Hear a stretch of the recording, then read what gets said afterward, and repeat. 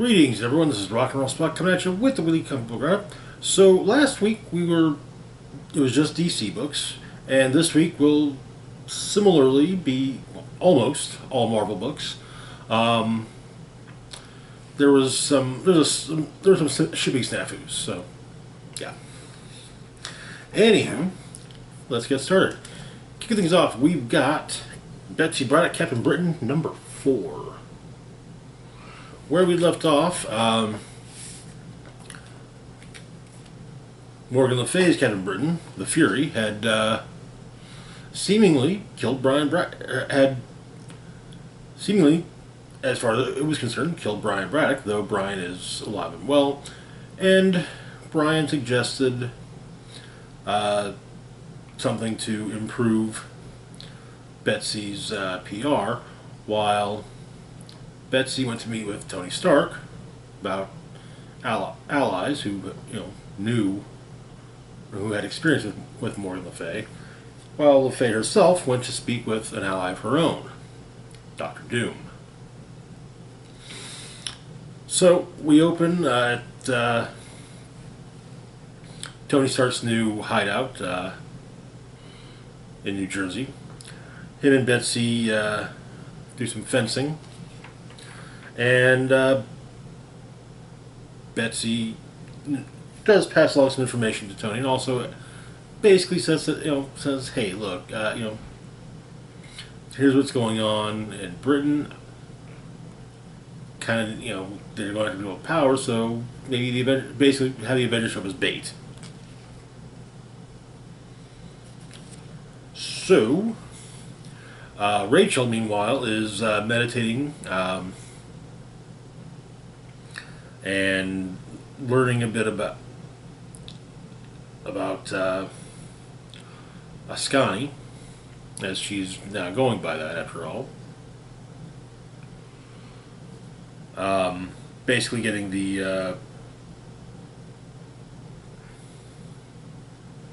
accessing the sacred timeline.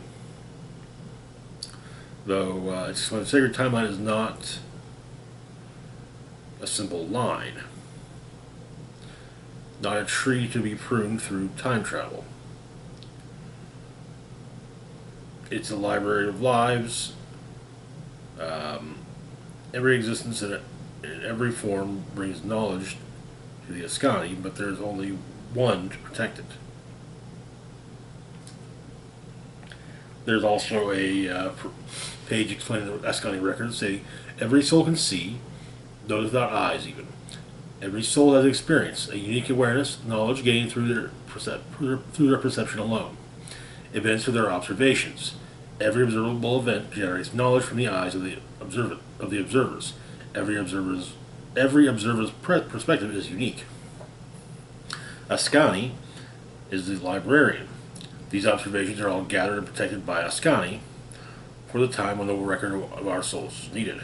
Thanks for today. Please for tomorrow.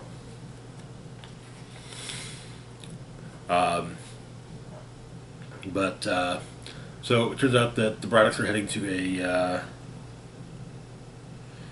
a charity function, and again to grab some positive PR for Betsy, and also Betsy as Captain Britain, though.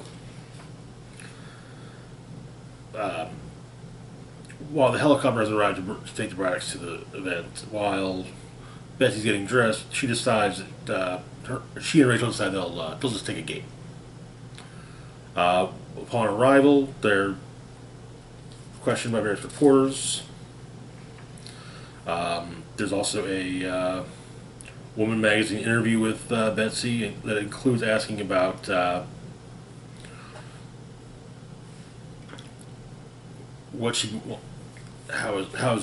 I actually really like this question. What she asked what her dream to wear to the Hellfire Gala is, and she explains that she's done so much modeling, but she's never designed anything of her own. She'd like to collaborate with Jumbo one year and see what they could come up with. That could actually be pretty cool, I would think. I was kind of the impression already that there's some collaboration between Jumbo and everyone at the all of the Krakowans at the gala. Elsewhere, the Fury seemingly sees Captain Avalon and attacks, but is stopped by the Avengers. The Captains of America and Marvel both put their hits in. Moldier provides a hit. Hex Magic, Vibranium Claws of Black Panther. Vision messing with programming. So they managed to bring down the Fury, though it remains to be shoved into a pocket dimension that Jamie's created. Though Jamie's business there is not quite done, he's returning Morgan's castle to her.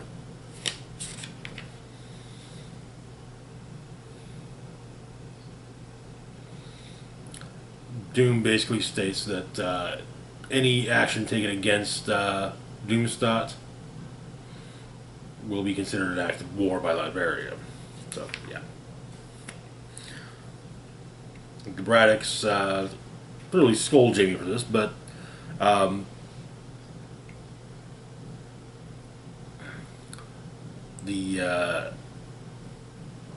Maggie Braddock has some ideas. Namely, she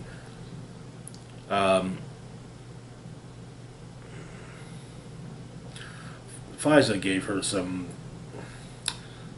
I'm loath to use the word dolls, but figurines of various people. Her father, her aunt's girlfriend, her mother, Pete Wisdom, a few others. And the beginnings of a plan are being worked on by Strike and the Braddocks. In the pocket dimension, the Fury comes online later. And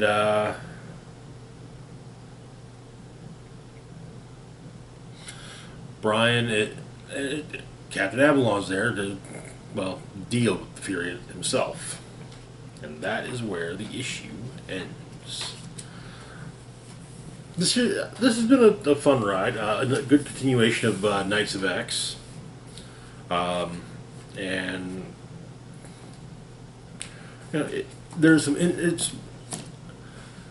It saddened me when it sucked when basically the UK also took its turned its back on Krakoa, but yeah. And the Captain Britain book has been a good way of dealing with that fallout. Moving on though to our next book, we've got Deadpool number 7. Where we left off, Deadpool was on a date with his girlfriend Valentine, and the two of them were attacked by two of the Ateliers' assassins. Last bite. And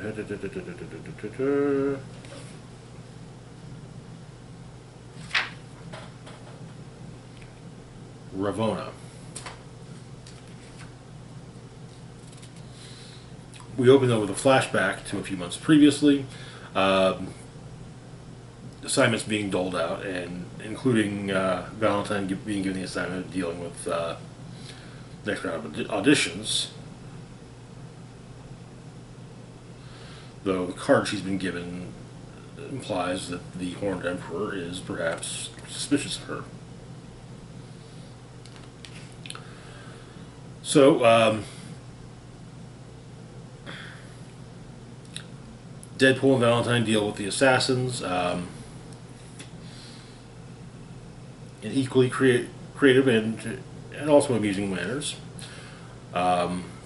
During their date, Princess is being looked after by Lady Deathstrike. And when the planetarium that the couple are at explodes, and so, Princess goes to investigate, which also helps, it also deals with Last Bite, while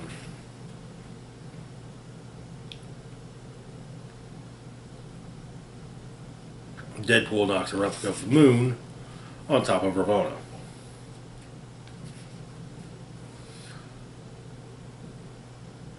But police show up and the couple's arrested. And the Atelier, well, once again, Deadpool and Valentine are their targets. This time Aster and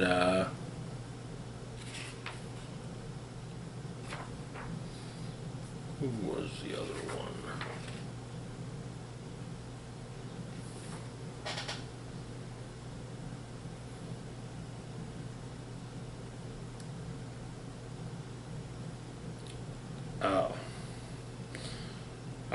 I'm not even sure.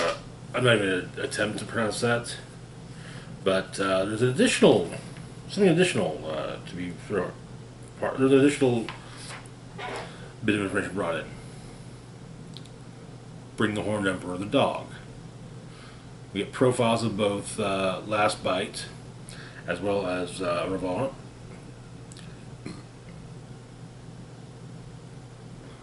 Both apparently deceased now. And that is where the issue ends. This has been a fun series so far, but it's kind of what I expect from a Deadpool book, so. But yeah, no complaint, it was a fun issue, fun book. Moving on though to our next book, we've got Baby Wolverine, Deadly Regenesis, number 3. Where we left off, Baby Wolverine had been had quite the beatdown by Haymaker, a new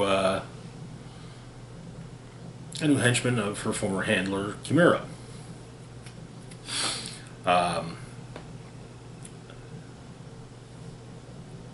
While an operative for the facility, Laura Kinney killed Haymaker's brother, and, well, Haymaker holds a grudge. But the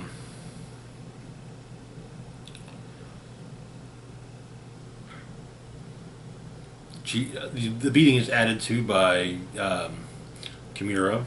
We have some of Laura's inner monologue where she explains that she knows what it's like to be driven by anger and controlled by it, and that Logan's the only person in the world who understands. He knows the blindness that comes with rage, and he's told Laura that it's all right to feel that rage. It's all right to feel anything. But Laura's being kept in a cage by Chimera, who is using an aerosol that's able to at least temporarily nullify her healing factor. But to avoid, Chimera decides to give Laura some motivation to stick around. Apparently, Chimera's running an MGH ring, using addicts to make the drugs and paying the addicts in the drugs. But sometimes they overdose.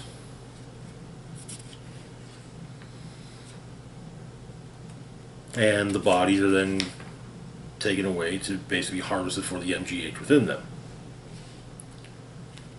But